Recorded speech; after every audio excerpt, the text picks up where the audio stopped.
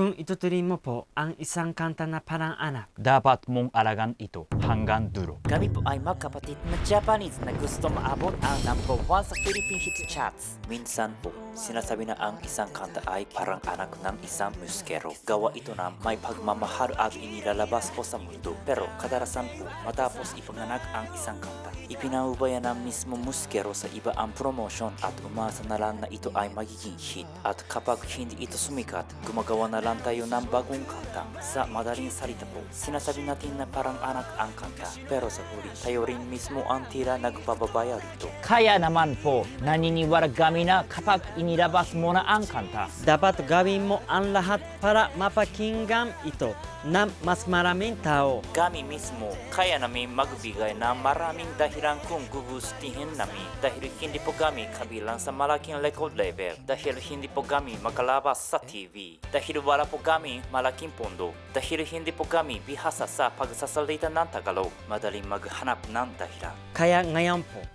napapasyahan namin gawin ng lahat ng aming makakaya. mamaya po sa alas 8 ng gabi oras sa Pilipinas, magkakaroon kami ng live stream. Sana po ay magkasama namin kayo. Susunod, nakapasok pa ang isang Japanese sa Philippine Hit Charts. Narito na ang resulta.